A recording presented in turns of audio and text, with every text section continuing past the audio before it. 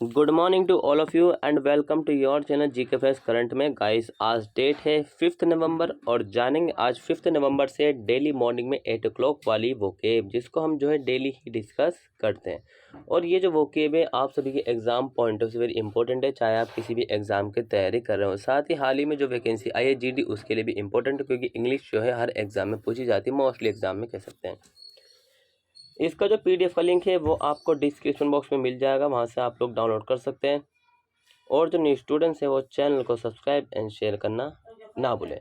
Instagram, Facebook और Telegram को भी आप हम वहाँ पर जाके हमें फॉलो कर सकते हैं। अगर टेलीग्राम को अगर आप सब्सक्राइब करोगे तो वहाँ पर आपको डेली 25 क्वेश्चंस मिलते हैं। साथ ही फ्राइडे और सैटरडे को मोस्ट इंपॉर्टेंट क्लास मिलती है। कल आपको क्लास मिलती है लेकिन आज नहीं मिलेगी, क्योंकि मेरी जो है तबीयत ख़राब थी इसलिए।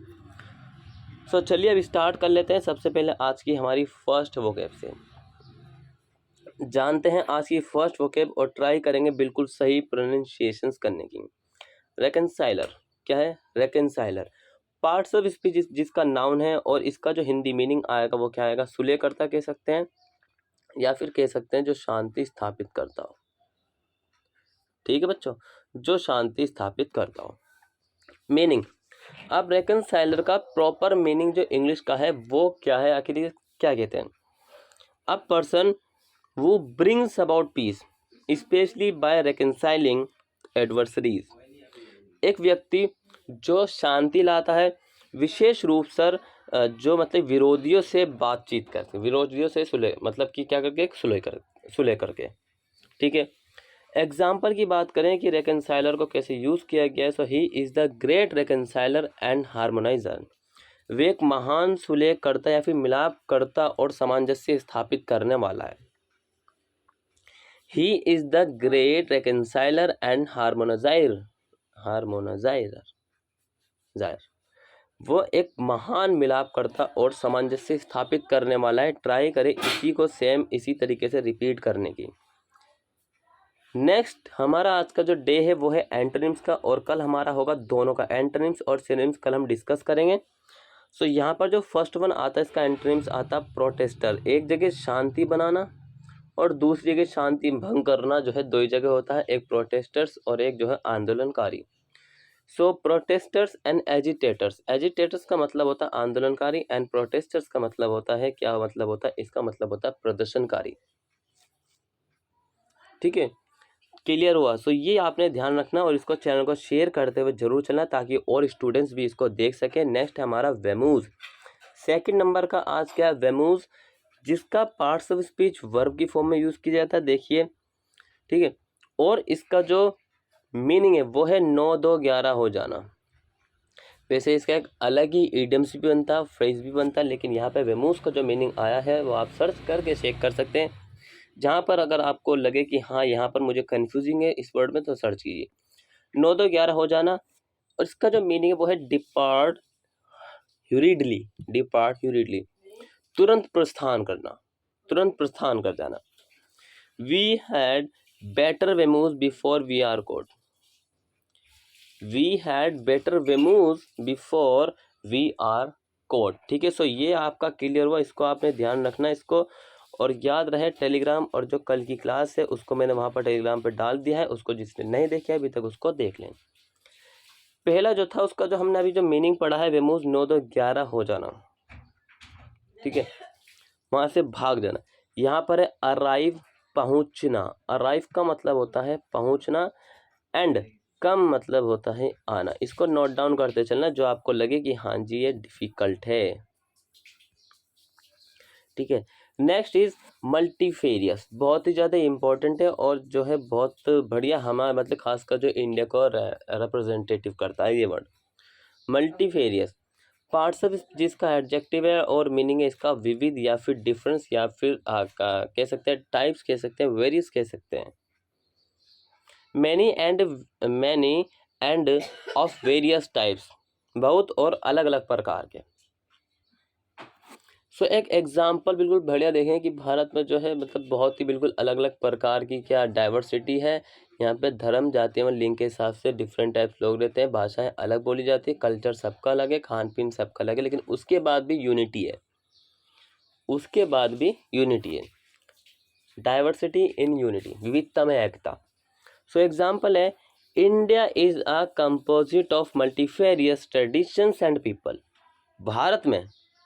भारत एक विविध प्रकार की परंपरा और लोगों वाला सम्मिश्रण है। ठीक है, सो ये तो आपको पता है कि इंडिया विविध प्रकार के परंपरा और जो है परंपरा लोगों का जो है क्या है, सम्मिश्रण है, मतलब कि मिला जुला एक देश है।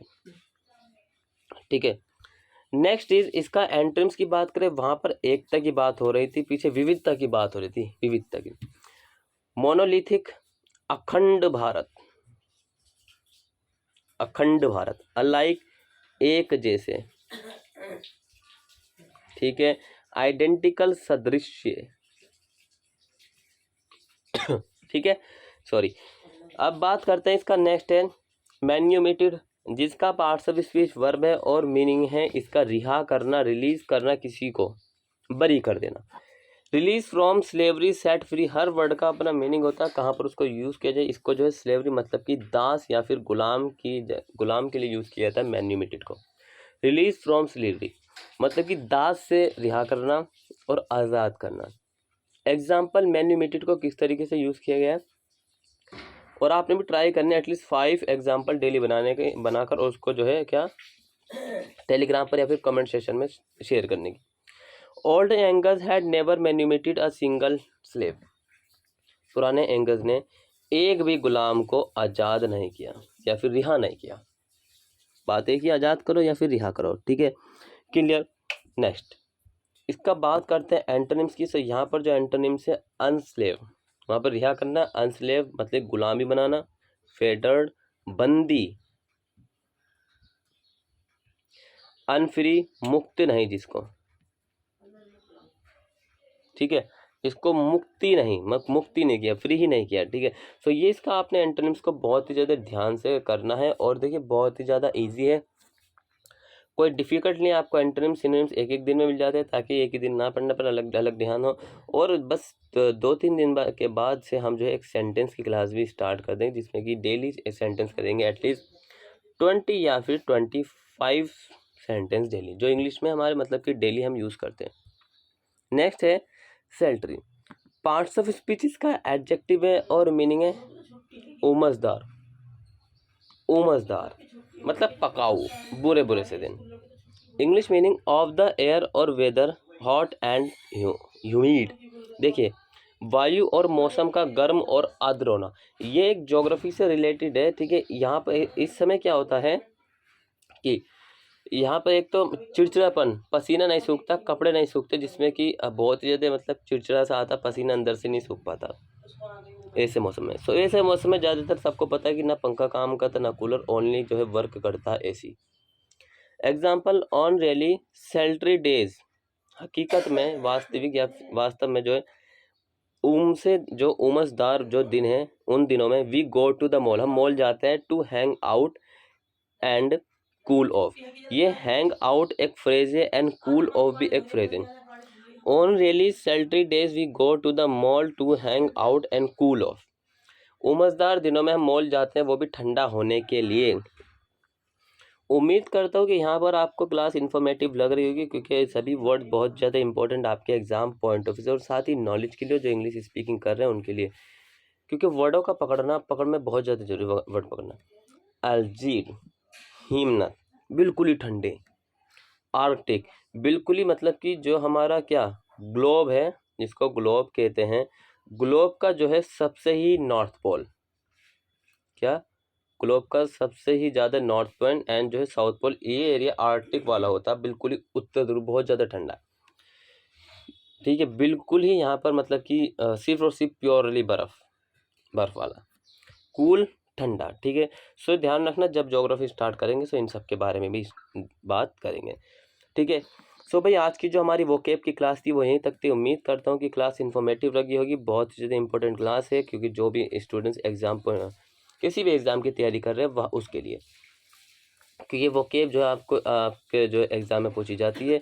साथ ही याद रखना, इसको शेयर और सब्सक्राइब कर देना, चैनल को लाइक कर देना, बस ये 3 चीज़ें डेली करनी है।